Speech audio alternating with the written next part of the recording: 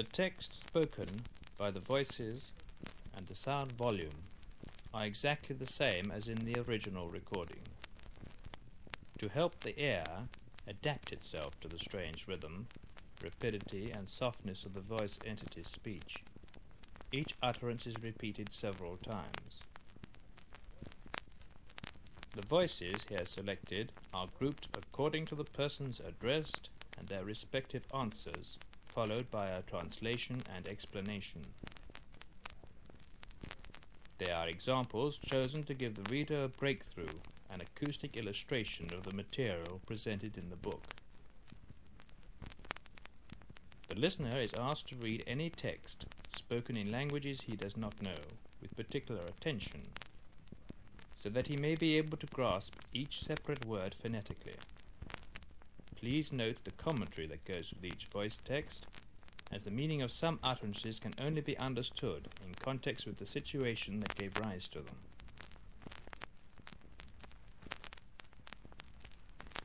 The first voice is that of Margarete Petrowski, who had told the experimenter during her lifetime that she did not believe in an existence after death. After her passing, the experimenter asked her how she felt in the beyond, and a voice, identified as coming from Margarete, answered, "Bedenke, ich bin."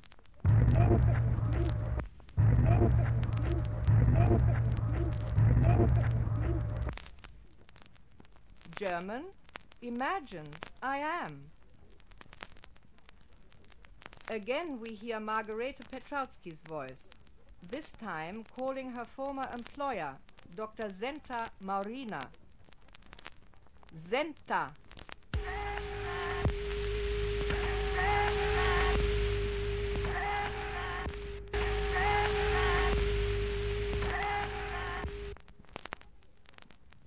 Now the experimenter asks if Margarete can hear him, and a voice replies, "Kostja, ja."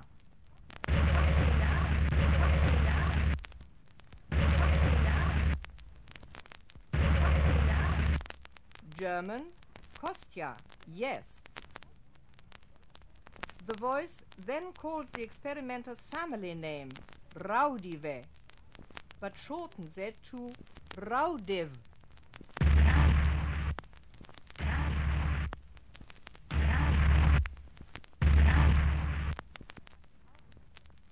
And now we hear in Latvian and German, Koste, tu tik na.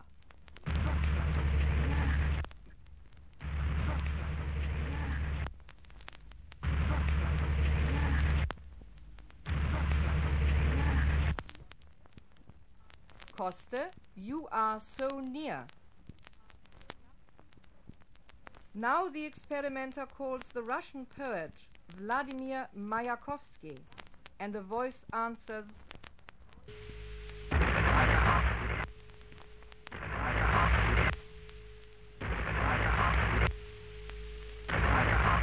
Mayakovsky.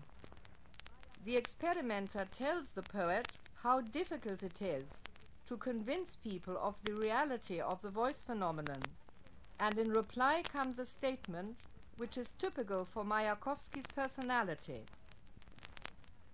Konstantin, pluj.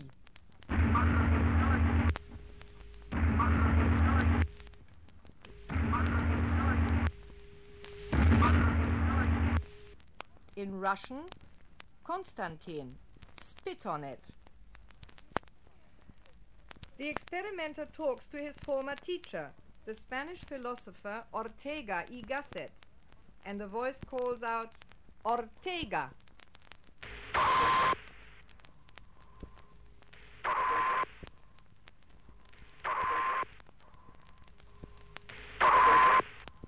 The experimenter asks whether the research into the voice phenomenon had any significance and whether it was based on firm foundations. The voice answers, "Entrollas muchas cuestiones."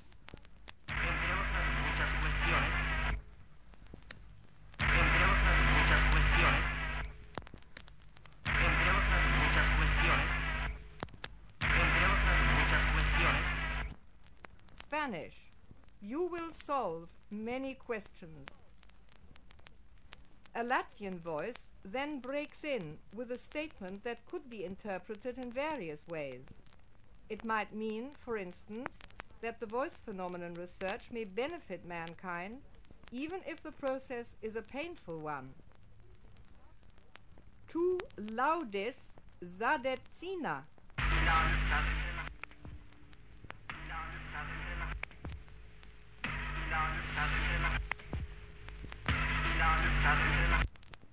Latvian, you are burning people. The experimenter addresses his former collaborator, the Swiss parapsychologist Professor Gebhard Frey. Beset by doubts, the experimenter begs Professor Frey to give his name, and a voice answers, Frey. Frey. Frey. Frey. Then, in Swedish and German, Du sowas willst nicht glaube.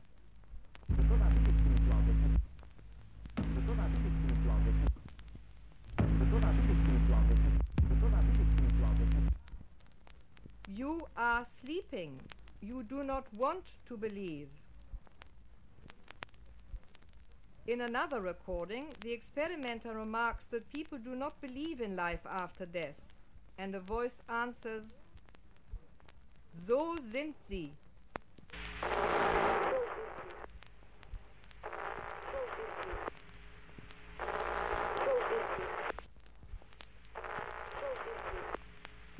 German, that's how they are. The experimenter calls on Vitauts Simane, a friend who had died a short time before the recording was made, and receives the following answer. Danke, gute Morning.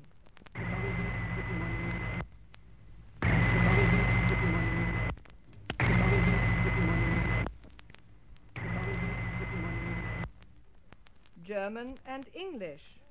Thank you, good morning. Then the friend gives his name, Vitauts Simane.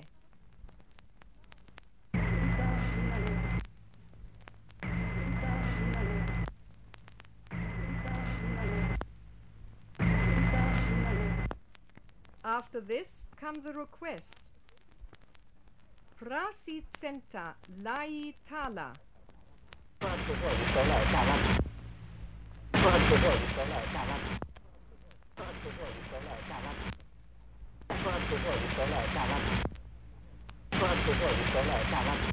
Latvian and Swedish. Beg Zenta to speak. And then Musu Zenta Recisos.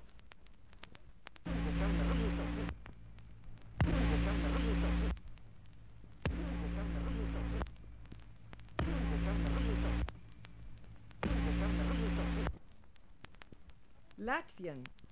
Our center is the producer. Lastly, this voice says, Sie glaubt nicht.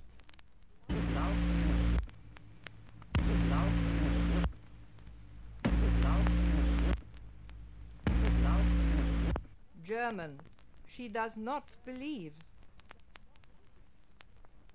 Once again, the experimenter addresses Professor Gebhard Frey and asks whether he thinks the voice phenomenon research necessary and what, in the professor's opinion, its final goal should be. A voice replies, Oui, c'est nécessité.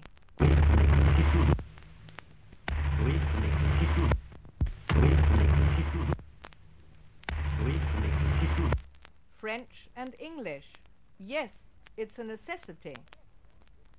The voice urges the experimenter. Konstantin, arbeiten.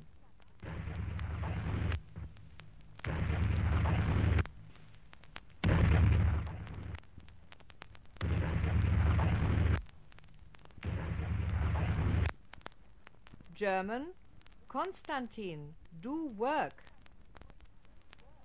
The voice then calls Konstantin.